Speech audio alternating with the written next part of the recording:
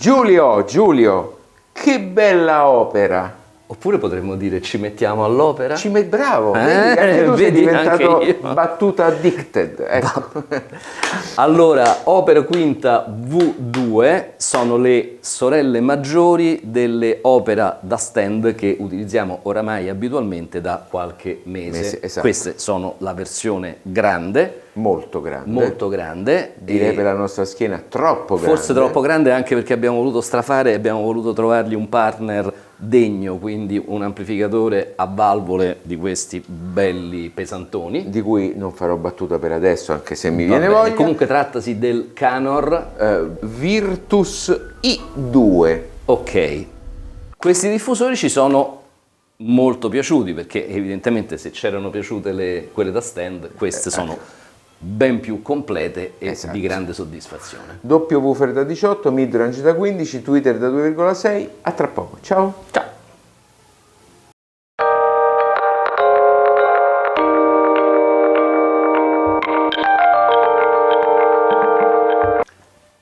Faccio una piccola riflessione che nulla c'entra con i diffusori. Ah, bene. Che però mi ha dato grande soddisfazione. Allora, questa mattina quando ci siamo visti, la prima cosa che Giancarlo ha messo, schiacciando play, è stata la Moldava di Smetana. Questa cosa mi riempie di gioia perché significa che pian pianino qualche breccia si sta aprendo nel tuo cuore prevalentemente rocchettaro. Hai ragione, ma io non è che non apprezzo la musica classica, è che il rock mi accende, ma non che non mi piacciono queste cose. No, facciamo sentire il fondo. Sì.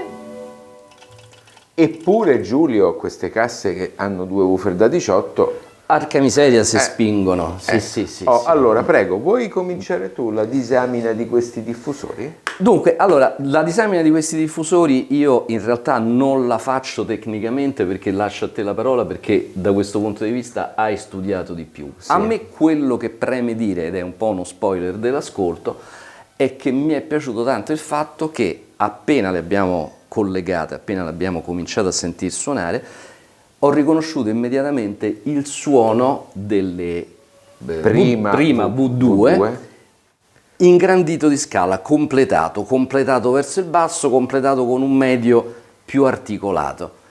E io in questi 2 o 3 giorni che le ho avute qua me le sono abbondantemente godute. Devo dire anche che le avevo sentite in una demo che è stata fatta qui a Roma, dove questi diffusori, proprio questi, hanno suonato insieme all'Unison Research Black Edition, che è quello che abbiamo provato. Quello che abbiamo provato. E in quella circostanza, in un ambiente molto più grande di questo, devo dire che mi avevano già particolarmente colpito. Ma infatti Giulio, non a caso noi abbiamo scelto un'elettronica a valvole, un'elettronica di alto livello, questa costa quasi 10.000 euro, quindi è un'elettronica molto molto buona che proveremo presto sul canale. Ok.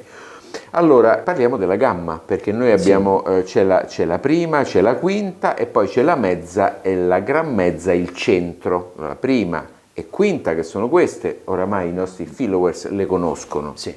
La mezza e la gran mezza devono ancora uscire, sono diffusori, la prima da stand con woofer da 13, la seconda simile a questa con doppio woofer da 13 invece che da 18, e il centro, ovviamente il centro sarà il canale centrale. Bravissimo, posso immaginare. Quello che caratterizza però queste casse e le fa costare meno, perché costano 6.000 euro la coppia, quindi 6.000 euro la coppia per un paio di casse come queste è una cifra assolutamente ragionevole. È un po' questa rifinitura che forse tu sei più bravo di me a descrivere. Allora, dunque, la finitura, e in questo i dettagli sono simili a quelle di quelle che noi utilizziamo abitualmente. L'elemento centrale, l'elemento dominante è questa pannellatura laterale che in questo caso, lo state vedendo nelle immagini e anche nei dettagli, è finitura legno. In realtà trattasi di pannelli in PVC stampato. Esatto. La disponibilità è in 3 colori, c'è questo qui che vedete, che non mi ricordo come si chiama. Vabbè, poi ce n'è uno più chiaro, che Uno è più quello chiaro, delle prima che usiamo che noi. usiamo noi, quindi queste effettivamente sono un po' più scure rispetto alle prime che usiamo noi. E poi c'è una finitura che si chiama cement, che come dice il nome evoca un po' una sorta di pannello in cemento quasi grezzo, fascinosa, molto strana, però apprezzo il coraggio di proporre qualche cosa che è decisamente fuori dagli schemi.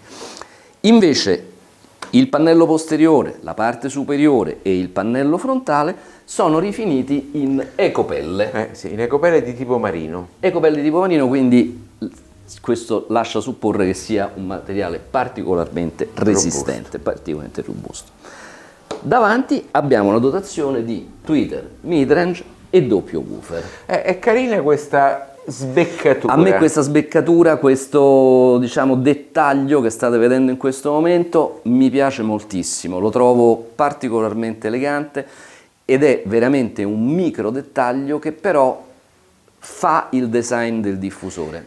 Anche perché Bello. Giulio, sì, bello, devo dire una cosa, nella prova delle prima qualcuno ha criticato il fatto che non sono di legno, che si vede, a me sinceramente piacciono, cioè esteticamente mi piacciono molto e trovo anche questo utilizzo di materiali plastici Sì. molto intelligente, perché alla fine le casse sono cose che si possono rigare, ci può cadere qualcosa e quindi le copelle da una parte e queste finiture in PVC che esteticamente mi sembra legno al 100%, da una parte permettono un costo molto più ragionevole, dall'altra sono molto più semplici da gestire. Poi io francamente trovo sempre che il famoso discorso della botte piena, la moglie ubriaca, lasci un po' il tempo che trova, voglio dire. Vi lamentate del fatto che alcuni diffusori costano cifre stratosferiche. Poi però, se ci sono dei diffusori che costano delle cifre più che ragionevoli, vi lamentate che il pannello non è in legno massello. E, come si dice a Roma, ma quante ne vuoi? Bravo Giulio. No, nel senso che poi a 6.000 euro tu qui hai un diffusore veramente completo e ha questi pannelli laterali in PVC. E allora? Se li vuoi di legno laccato, lucidato, costeranno di più. Il doppio, Il doppio, non lo so. No. Anche perché mentre questo lo fanno le macchine, nel caso del legno la macchina arriva fino a un certo punto, poi dopo lucidi. Del resto Marten è l'esempio lampante del fatto che oltre a un eccellente diffusore è anche una rifinitura di livello stratosferico, ma poi si vede sul listino, no? Allora poi quando arrivi alla terza via, che erano le Borresen, che sono fatte meravigliosamente bene in legno, ma sono fatte in Cina, no, non va bene perché sono fatte in Cina. E allora che vuoi? L'unica cosa che ci siamo scordati, caro Giulio, è il sistema di ancoraggio a terra. Allora sono due profili in acciaio curvi e che portano poi le filettature davanti per avvitare o delle punte o dei terminali stondati, che sono quelli che noi stiamo utilizzando in questo momento, semplicemente perché sì, le punte sarebbero state più adatte visto che qui c'è della moquette, ma per trovare il giusto posizionamento erano molto più comodi questi elementi che sulla moquette un pochettino scivolano, poi giustamente sarebbe da mettere le punte. Sono imbullonati al fondo del diffusore, sul quale ci sono dei cannotti filettati che riescono a tenere al posto loro questi elementi. Sì. È una soluzione, devo dire, molto efficace perché poi il funzionamento è corretto, il diffusore è stabile, probabilmente è un sistema relativamente economico, quindi anche qui si è badato insomma al contenimento dei prezzi. Però esteticamente è bellissimo, Esteticamente è bellissimo. I due tubi di accordo per il bass reflex, visto che si tratta di un diffusore che lavora in bass reflex, sono posteriori e infatti sul manuale di istruzioni c'è scritto si raccomanda di evitare il posizionamento ad angolo e aggiungo io è opportuno che questi diffusori siano abbastanza distanziati dalla parete posteriore perché altrimenti si innescano probabilmente dei rimbombi o insomma un peggioramento del comportamento in bassa frequenza. Per tua gioia, disappunto. Non c'è il B-Wire. Lo so. Però si può realizzare. con un pezzottamento, esatto, con un trapano uno può sostituire il pannello posteriore e ce ne mette uno con 4 ingressi, perché il crossover, poi lo vedremo, è fatto a sezioni separate. A schede separate. Vogliamo dire qualcosa in merito ai diametri degli altoparlanti? Poi come sono fatti ci entriamo nello specifico allora, dopo. sarebbe 18 i woofer, 15 il midrange e 2,6 il tweeter. Il solito 18 cm è 18 cm della flangia, poi l'altoparlante veramente è meno. Se no poi ricominciamo con quelli che dicono no, sono 14, no, sono 15. All'epoca mia si indicava o bordo della sospensione, qualcuno invece indicava bordo della flangia. Adesso si indica solo bordo della flangia, che è così interessante. Che ti devo dire? So. Che ti devo dire? Evidentemente sì. Evidentemente sì. Va bene, io forse sono molto distratto. Esatto, allora vogliamo andare allo sventramento? Vogliamo andare allo sventramento? Le hai già aperte? Ovviamente sì. Ovviamente sì. Allora, i nostri follower devono sapere che quando entra qualcosa qui, io prima la apro e poi la richiudo, la sentiamo e poi la riapro un'altra volta. Ma infatti posso dire una cosa. Sì. Noto in questo momento che questo amplificatore Canor non ha le viti qua sopra. Non ha le viti. Ecco. Però almeno lo sai dove le hai messe? Sì, sono in una bustina nella scatola. Va bene. Ciao, a tra poco. Ciao. Allora Giulio, vogliamo far vedere prima i componenti? Facciamo vedere i componenti. Allora, sono qui. Allora, questo è un woofer, lo stesso che abbiamo visto nelle opera prima V2, collaborazione con Scanspeak, questo abbiamo già avuto modo di dirlo. Sì. Grosso foro di ventilazione. Sì. Apprezzerai sicuramente il cestello. Il cestello è bellissimo. Bellissimo, sì. Il cestello è veramente uno spettacolo di formatura tridimensionale, bellissimo. La membrana in alluminio nero, eccolo qua. Ah, in alluminio. In alluminio. Facciamo vedere la bobina mobile di grande sezione. Sì. Poi posso far vedere l'escursione? Fai vedere l'escursione. Eccola qua. Sì, molto grande per un woofer che teoricamente è da 18, praticamente è da un po' meno di 16 perché l'elemento radiante è sicuramente inferiore. Esatto. Dunque appoggialo a terra questo. Sì. Qua ce ne sono 2. Esatto, volevo mettergli insieme il suo collega.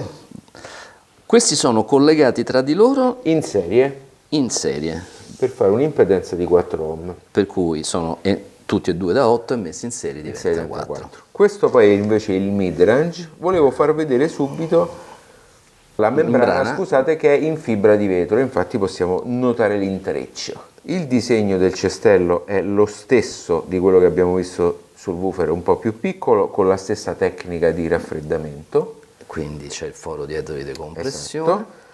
Però qui c'è, eccolo qua, ci sono dei fori di ventilazione ulteriori, sì. E poi possiamo vedere la bobina mobile. Perfetto. E la buona escursione, ma ovviamente questo è un midrange, quindi è un'escursione inferiore ovviamente rispetto a quella del woofer. Ottimo. Facciamo vedere il tweeter. Infine. Eccolo qui, sempre Scanspeak, doppio magnete e questa struttura posteriore che serve per ammortizzare le emissioni posteriori della cupola. Cupola che facciamo vedere. Esatto, 2,6 cm in seta. Perfetto. Entriamo dentro al mobile e andiamo subito nel filtro, non prima di averlo illuminato d'immenso. Provo ad entrare dentro al diffusore. Qui vedete i tubi di accordo, ma quello che mi preme è guardare verso l'alto. Vedete il fondo del diffusore e via via che salgo si dovrebbe poter vedere verso l'alto il piccolo volume, e in questo momento siamo quasi all'interno, che è il volume all'interno del quale lavorano il midrange e il tweeter. Quindi questo per dire che si tratta di un elemento completamente separato. Eccolo qua, lo possiamo vedere meglio. Ci sono i due buchi all'interno dei quali passano i cavi sopra. Ok, usciamo fuori e poi facciamo vedere le altre cose. Dunque, quello che stiamo vedendo, che è posto alla base Esatto. del mobile, del diffusore, è la sezione del filtro inerente al woofer, davanti il woofer, dietro c'è il midrange. ok. Ok? Quindi quello che sto inquadrando adesso, che è più distante, è il midrange. Quelli che sto inquadrando ora invece è la sezione relativa ai due woofer. Ai woofer. Notare i condensatori tutti Mundorf neri o bianchi, ok? Sì. E poi ci possiamo spostare sopra e inquadrare il filtro del tweeter. Il filtro del tweeter e la vaschetta. Se fate caso, la vaschetta degli ingressi è già predisposta per il B-wiring, anche se il B-wiring non c'è, per cui è molto facile fare la modifica per far diventare questo diffusore B-wiring. Poi l'ultima cosa che volevo far vedere, che riguarda invece il mobile, è che è l'enorme spessore del baffolo anteriore, che è 4,5 cm. Vediamo come lavorato finemente. Ok. Proprio un bel lavoro. Vogliamo darne testimonianza mettendoci il metro? Diamo una testimonianza. Se no, dicono che ci inventiamo le cose. Eccolo qua. 4. 4,5. 4,5. 4,5 perché parte da Sì. 4,5. Va bene. Insomma, un lavorone. Eccellente, sì, soprattutto tenendo conto del prezzo d'acquisto, perché per 6.000 euro... Veramente Adesso, se mi inquadri, un gran lavorone. Ti inquadro, sì. come andranno all'ascolto, Giulio? Se ci sono piaciute le prima, ci piaceranno anche le quinta. Ma allora, sai che c'è? Che tu smonti e rimonti. Io quando tu hai smontato e rimontato, io invece ascolto, quindi io già me le sono sentite queste. Ah, molto, bravo, bravo. Con gran soddisfazione. A tra poco, ciao. Ciao. Giulio, queste casse mi ispirano un ascolto riflessivo. Facciamo sentire la traccia che ho messo. Che non è la stessa cosa del famoso ed amatissimo elicottero di The Wall. No. Elicottero di The Wall, che peraltro credo che con questo dispiegamento di woofer sicuramente dopo però ci facciamo un giro. Sì, ci facciamo un giro su pure... Adesso ci siamo scambiati i ruoli, sono io che te lo chiedo. Allora, a me la prima riflessione che mi veniva da fare è che noi raramente, per una questione veramente di logistica, portiamo qui dentro dei diffusori grandi, quindi questa effettivamente è stata un po' una eccezione, non dico una forzatura, una piacevolissima eccezione. Però certo, quando tu hai un diffusore quasi a gamma intera, insomma la differenza è tanta. C'è, tra l'altro questi partono da 42 Hz, quindi partono a meno 6 dB se non sbaglio, quindi partono molto basse, Scendono tanto, si sente. È evidente che aumentano anche i grattacapi per la messa a punto in ambiente, anche se poi devo dire non sono state particolarmente difficili da sistemare, però è chiaro che ottenere il meglio, quello che possono dare dei diffusori grandi, richiede un po' di applicazione. Certo, poi anche se queste sono casse molto efficienti perché hanno 91 dB di efficienza, che è un dato molto grande per questa tipologia di diffusori, indubbiamente vanno sapute abbinare poi a un amplificatore che le sappia pilotare, perché non è detto che se una cassa è molto efficiente è anche un carico relativamente facile da gestire. Queste lo sono, ma in ogni caso vanno poi abbinate con un'amplificazione di livello. E anche qui mi rammarico che per pochissimi giorni non siamo riusciti a provarle con il classe A della Esoteric. Sarebbe stato interessante. Sarebbe stato molto interessante. Vedere se poi quell'amplificatore sarebbe stato in grado di farle andare. Probabilmente sì. Qualche informazione sul suono. C'è una Bellissima gamma bassa che, come diceva Giancarlo prima, scende tanto, scende molto in profondità, ma è una gamma bassa rotonda, piena, non asciuttissima, No. non scheletrica, come qualche volta ci capita di sentire. Appunto, io direi rotondo è l'aggettivo che calza bene. Però lo sentivamo prima in alcuni passaggi di musica sinfonica, le sezioni degli archi bassi essere presenti, ma ben frenati, al posto loro senza mai debordare. E questa è una cosa che dà fondazione, dà fondamento a tutto il resto della riproduzione.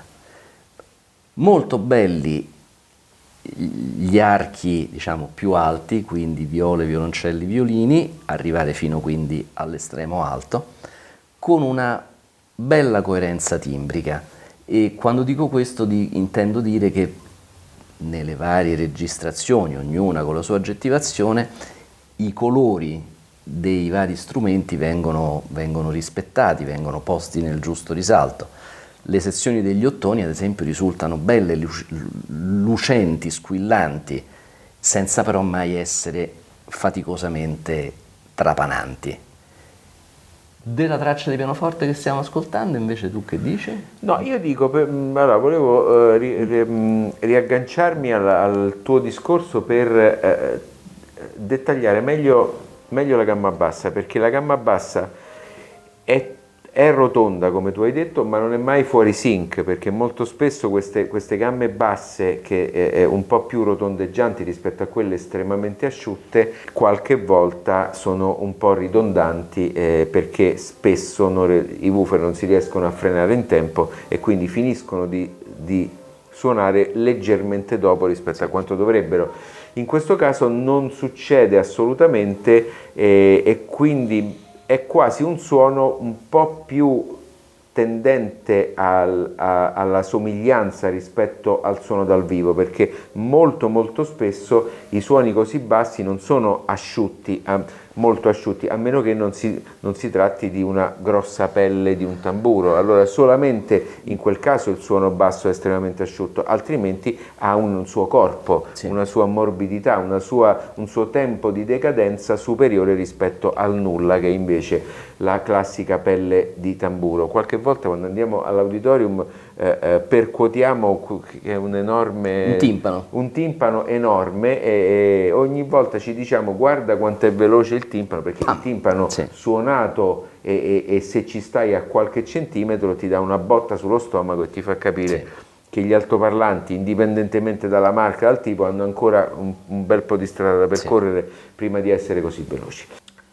Io mentalmente poi associo opera a unison e quindi associo queste casse a un'amplificazione a valvole, perché sì, unison è fondamentalmente sono quasi tutti amplificatori a valvole, e opera è la stessa azienda. È la stessa azienda. Ma sì, però non è così, perché in realtà queste casse possono essere abbinate con grande soddisfazione anche a un amplificatore a transistor, come noi abbiamo fatto con il Copland, per esempio, con grandissima soddisfazione. Sono casse molto reattive e che hanno dalla loro, lo ripeto, questa efficienza alta che gli permette di essere pilotate con relativamente pochi watt. A me sono piaciute molto, del resto mi sono piaciute molto quelle più piccole.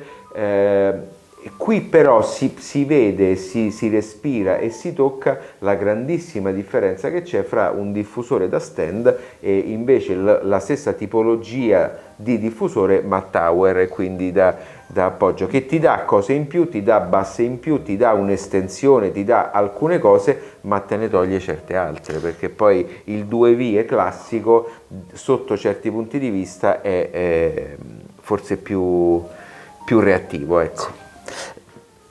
C'è una cosa che stavo notando, e pensate un po', la stavo notando a un volume di sottofondo basso mentre Giancarlo stava parlando.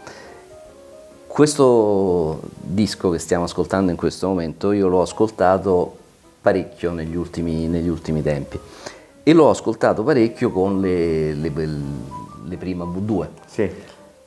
Nonostante stiamo andando a volume bassissimo, io sento una ricchezza sul registro medio del pianoforte che con le Prima V2 non riesco a sentire. Certo. Questo che cosa significa? Significa che dovete pensare a un fatto, cioè il woofer di diametro più grande o il doppio woofer, come in questo caso qui, non limita la sua azione soltanto nella gamma bassa, quindi certo che sentite la botta del timpano, la botta della cassa della batteria più forte, ma c'è una interazione anche con le frequenze superiori, quindi con quelle riprodotte dal midrange, che non stiamo a scendere troppo nel tecnico, ma è sicuramente virtuosa e contribuisce ad arricchire di armonici e quindi di verosimiglianza di colori la gamma media.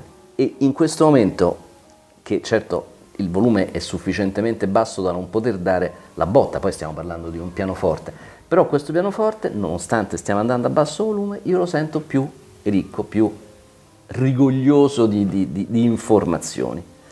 E questa è una cosa che appunto la Cassa Tower obiettivamente riesce a dare. Certo.